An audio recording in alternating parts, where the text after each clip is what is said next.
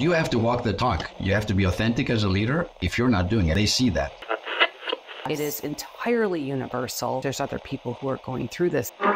For me, a great leader needs to be able to marry three things: vision, systems, and people. Welcome to Leadership Moments. If this is your first time, and if you are returning, thank you for your support. This show is about leaders from all walks of life, leadership tips, and maybe even a little of what you wouldn't expect to help you in leadership. We would appreciate it if you tell someone else about our podcast, as we strive to support all leaders that want to just be better. Let's get on with the show. Today, our guest is Jon Bassford. Jon is an expert in curiosity-driven leadership.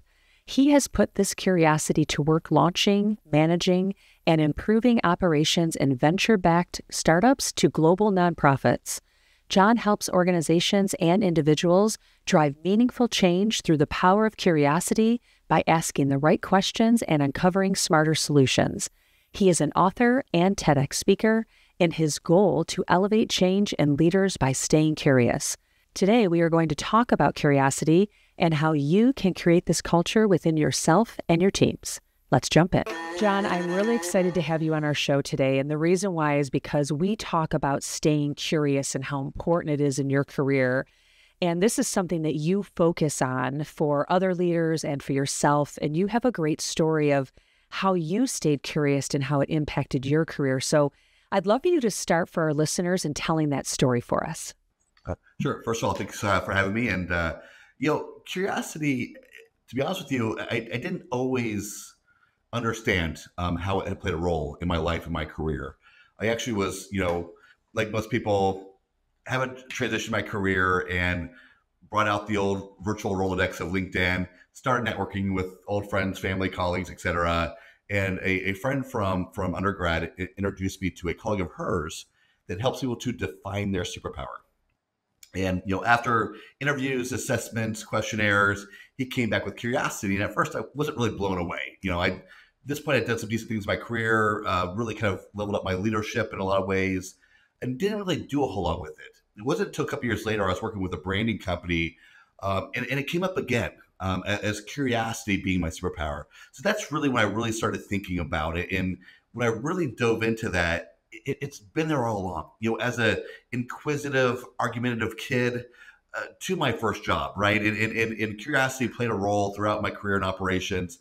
And the story I like to tell about my first job is I got off a 2-week training trip where I was being told what to tell these leaders nationwide, what they should be doing in their chapters. And I got back to the national office and something kept bugging me, something was slightly off. And I finally realized I'm telling these people this, but I haven't personally been shown it somewhere. And I wanted something physical to show them. And I said, hey, look, I'm being told these leaders need to do X, Y, and Z. Where is this located? And I got the answer. It was in the back of a manual, buried in the back in the appendixes. And I said, well, if someone doesn't go to conference, will they ever see this? No. If they leave their book at conference, will they ever see it again? No. So all these questions started arising, just being inquisitive and figuring out what kind of role this played.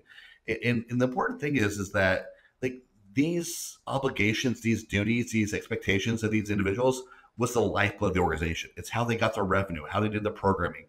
Everything this organization did was based upon these expectations that these people were going to fulfill this. And it was written down, but in the back of this conference manual. So I asked my final question, which is, can I change that? Can I bring this document out, give it new life? Had the in-house graphic designer redesign this into a front and back printed sheet or 2 pages digitally. And it became the lifeblood of everything I did for that organization. Every time I asked someone, where are they on this or where are they on that? Or can I see this? I reference this document. And the 6 years I was there, the organization saw a 20% increase in revenue, 500% increase in programming, record-breaking attendance at all their events while actually cutting subsidies. And it just all was based upon building a communication strategy around these principles that already existed. They just weren't being communicated the best way. I love that story, and I love how you just ask so many questions. And often our leaders are, there's a couple things holding them back from asking questions like that, right? I talk about with my clients all the time. You have 2 ears and 1 mouth, and there's a reason you need to listen more than you talk. But asking the right questions to help you listen for those best answers is really good. And you had a couple things there. One, you asked, it sounds like in an engaging way. So I'd love to jump into that a little bit. But I also want to talk about having, I'm going to call it the guts to say, can we change this? And I love how you ask the question and go about that. So let's first dive into what would you tell our listeners of how you can ask questions and stay curious in an engaging way where it doesn't feel like you're telling people what to do? Sure. So I think one of the key principles behind this is, I'll quote the Taoist philosopher Ted Lasso, be curious, not judgmental. I believe Walt Whitman originally said that. But that's the key part to it, right? Is how do you approach it? If you're approaching it with a true inquisitive nature, not being passive aggressive, not being judgmental, but doing it in a way of getting to the bottom of the problem. One exercise I love to do in executive workshops is have people solve a problem their organization's facing by only asking questions. And you just see the light bulbs go off, and you just go around the table, round and round, round and round, until it kind of gets to a natural stopping point. And like someone's just literally asking a question, like, yeah, we hadn't thought about it because we're so ingrained into giving the answer. So if you just create the atmosphere where questions aren't bad, and we want to get to the bottom, the root problem of things, and just do it in a positive way, do it in an inquisitive way, do it truly for the reason why you're asking, and just create that atmosphere that's allowed, accepted, and what helps drive the organization forward. Yeah, I love that. And, I'd love to talk about some tips to do that, because you're right. As senior leaders, we are taught that we're expected to be the ones that drive the conversation, drive the agenda, drive the decisions. But the reality is we should be listening and asking those questions. So I love answer something by asking questions only. That has to be so tough. And I know that for me, I literally, and people that listen to our episode know this because I've mentioned it multiple times, but when I'm trying to talk about things and I find myself talking more than listening, I literally will put my finger over my mouth to remind myself to just be quiet for a few minutes and let somebody else talk so I can hear what they're saying. And what are other tricks that you've seen senior leaders do, or even you've done yourself, to remind themselves to stay curious and ask questions rather than giving the answer right away? Yeah, one thing that I think is paramount, and I talk about this in my book. I've also learned Simon Sinek talks about this as well, so I guess I'm in good company. Is what normally happens, right? When there's a meeting to discuss something, post event or post activity, we want to dive into what worked, what didn't work, et cetera. The person who runs that meeting, CEO, department head, whatever it is, comes in and says, "This is what happened. Here's my thoughts." They just pulled that entire room their direction. Unless you have this curious culture created already, and people know that they can speak up and even disagree with the leader of the meeting, even if someone's going to disagree somewhat, they're going to water it down to make it not so confrontational to the leader. So one of the key things is truly speaking last. Invite your team to speak, give their thoughts, remind them over and over and over again that you truly want to know their honest thoughts, that you are intentionally not going to speak first because you don't want to hinder their ability, not their ability, but their willingness to speak freely, and that you truly want that. Today's organizations, we're not on assembly lines doing one building job 100 times throughout the day. We all have different perspectives, insights, in ways we touch how the organization works, which gives us all a very unique perspective. And you really got to learn to tap into each and every perspective if you want to continue to be curious about how your operation operates and find the most efficient, effective way to do that. Yeah, I really love that. And there's so many studies that have shown that the most diverse teams that bring in their perspectives are the most successful. So bringing in that creative culture, that curiosity is really, really important. So what are some tips that you'd give our listeners that are senior leaders to be able to create that curiosity culture? We know culture takes a long time, but what are some things to start creating that curiosity culture? Yeah, getting to know your staff is one of the best ways to build it from the onstart, right? It is find out what makes your employees tick, what makes them excited to come to work every day. What winds their clock, as they say, and something I also talk about a lot is getting to know and tapping into the new people. We've all sat in meetings before where someone's being asked, the team's being asked, what are your thoughts? And the new person speaks up, and everyone's thinking, oh, gross. You've been here for 2 weeks. What the hell do you know? Why are you speaking? But they're the one person on that table who's not bogged down by the biases and the habits, the traditions, the culture that exists unspoken, right? And so you'll learn to tap into those people. So get to know all your staff, including the new people, find out what makes them tick, what makes them wind up. And you mentioned, plenty of studies, and I like to reference a study that Google did called Project Aristotle.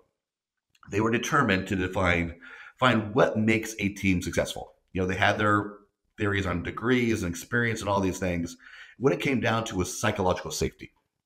And what that is the notion of you create an environment where people feel free to speak up, to push back, to bring new ideas, to point out problems. And all the things that I'm talking about with getting to know your staff is the starting point of that, so they feel comfortable. They see you as not just a boss, but as a colleague, and therefore have that ability and that willingness to speak up in a safe environment. Yeah, I really love that. And it's so important to think of those things. We have this curious culture. Now, in your story, you had the guts to say, can I change this? And in some cultures, if they don't have the curiosity culture, or they don't have the culture that enables people to do that, what are some things that you would tell people of how do you get that oomph behind you, right? That excitement to be able to say, okay, I'm going to ask to make this change. What are some tricks of the trade to be able to do that? Yeah, for any new idea, when you're not sure it's going to be welcomed, you're not sure it fits the culture, focus on the results, right? If you come to someone and say, hey, look, we are doing this wrong, that's going to elicit a certain kind of response, because you just pointed a finger at someone and said, hey, this is wrong, we need to change it. But if you say, hey, look, I've been looking at this. Every day I do this job, I constantly think about hey, are there some tweaks and changes I can make to help improve the organization? So it's not about you rising up your career, it's about making the organization better. So you start with that mindset. And then when you come to that thing that says, hey, look, I think if we do X, Y, and Z, it will have this result.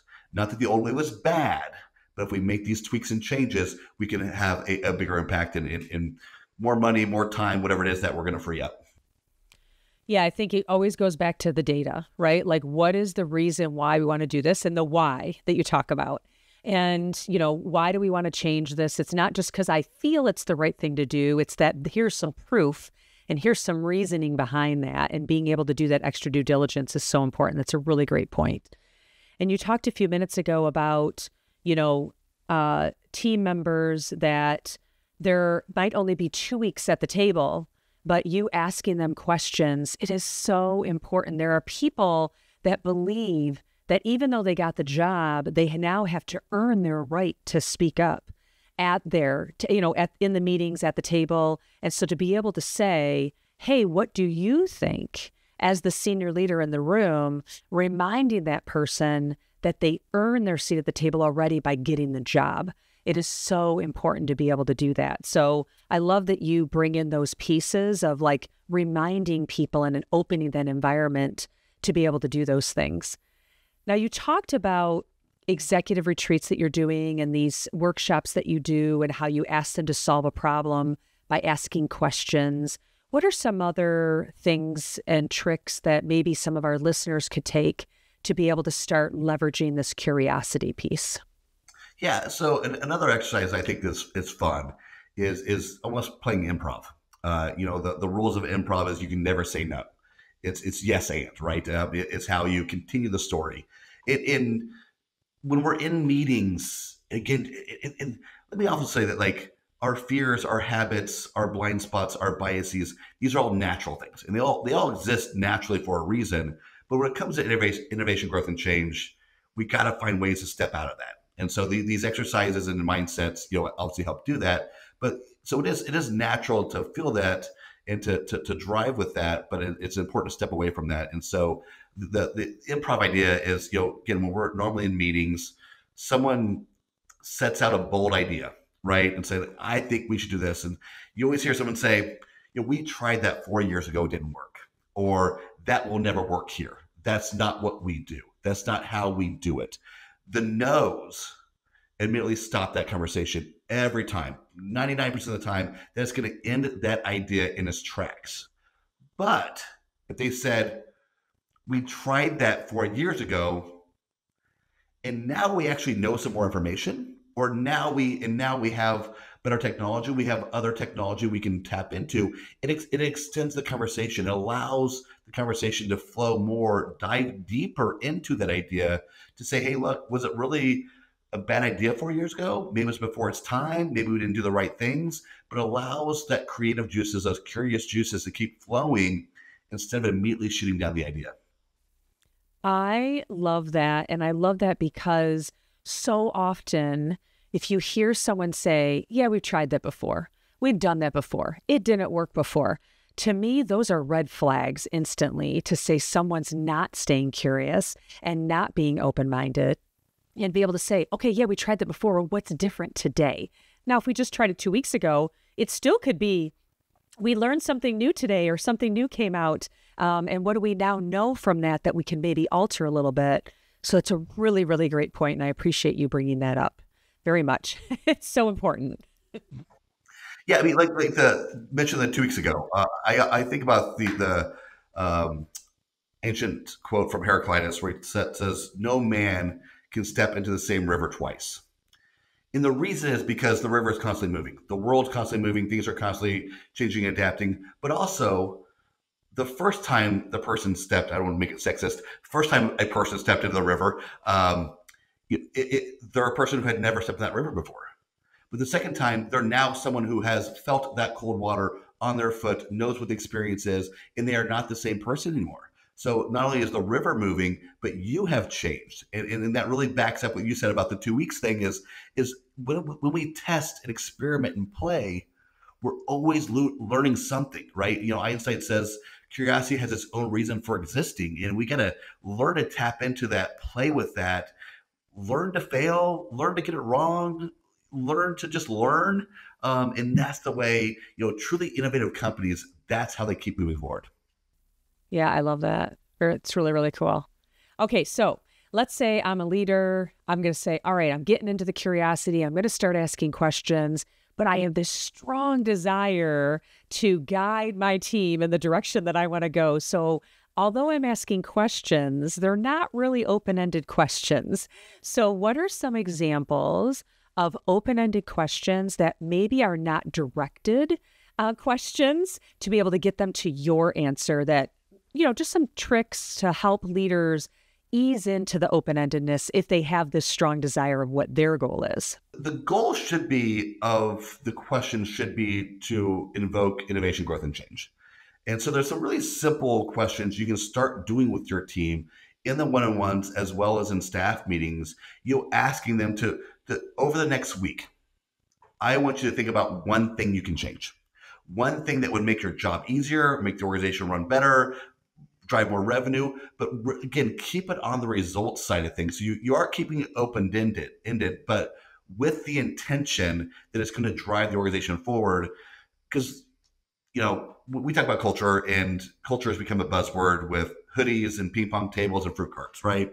But when you and I talk about culture, we mean, what are the actions that are driving the organization forward? What is going to create results? What's going to create innovation, growth, and change? And again, creating that culture where part of their job is to think constantly about how to better do their job. It's the antithesis of micromanagement, but it truly shows that the boss cares about the growth of the organization, shows that the employee has a role in that, and that really goes a long way. So just really keep those questions driving about the intended results that the owner wants to see. Yeah. And what I try to tell people is to start building that mental muscle of staying curious is when you're in situations that you find yourself, okay, I've been there before. I know what they're talking about. And so you tend to maybe try to multitask in that situation or not really listening. As I say, try to look for, instead of I know that, to I do that. And if you can listen to what people are saying and say, yep, I do that. Yep, I do that. Ooh, I knew that, but I don't do that. It really changes how you engage into that curiosity as well. So if you're on the other end of it and someone's asking you curious questions or telling you kind of things, this is how you can kind of change your mindset for the curiosity. What are some things that maybe you do or tell, your clients about how to change their curiosity mindset? Yeah, so it all kind of goes back to, the difference between a fixed mindset and a growth mindset is part of it. There are, I have a beloved person in my life who just believes that the skills they have, who they are as a person, they are just destined for what they are in this moment and nothing ever more. And leaders fall into that. And organizations fall into that because our organizations are run by leaders, and we take on the characteristics and habits and phobias and everything that a leader brings to the table. And the first thing is just simply realize we can do more. We can grow. If I'm talking to a prospective client and they say, this is a family-run business, we've been doing the same thing for 25 years and we're just happy where it is, you're not going to work with me because that's not okay with me. I'm looking to work with people who want to innovate, grow, and change. And so, tapping into that mindset, helping them see that we can do more. It's that organization that wants to go from 5 million to 10 million, from 10 million to 20 million, whatever it may be, who just knows that things aren't quite right and wants to make them better for the growth, or knows they want to grow and needs to figure out what are those holes and hurdles holding them back from that growth. You start tapping into that, have them see the vision and start analyzing a little bit about, where that roadblock is, why haven't they done it before, and really spark that curiosity, which then becomes inspiration to them to want to take those steps needed to grow.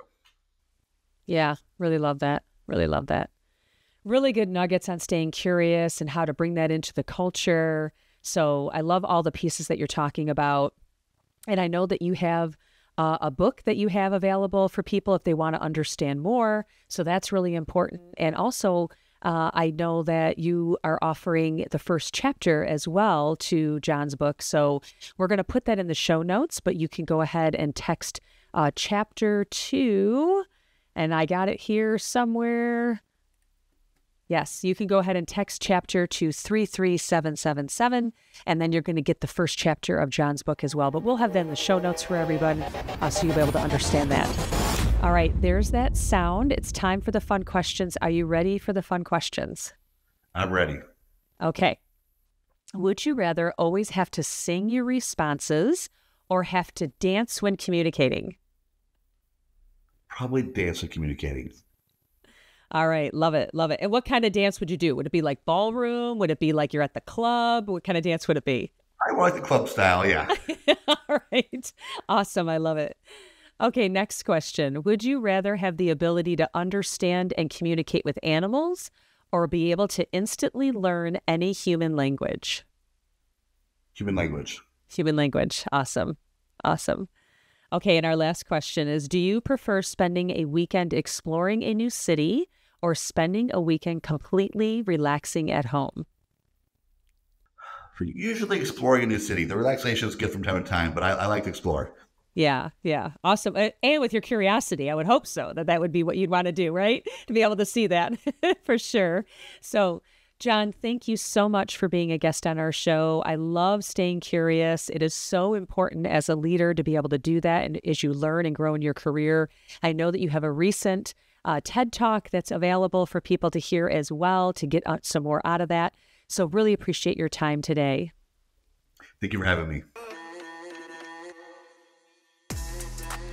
If you enjoyed the show, please go to leadershipmomentspodcast.com to subscribe to the podcast or on your favorite player, as well as follow us on Instagram and LinkedIn. You can also send us a message on what you like and don't like, or what guest you want us to have on the show. So until next time. This is Stacey Castor, and what doesn't challenge you won't change you. And I'm Tracy Ann Palmer. be the change you wish to see in the world.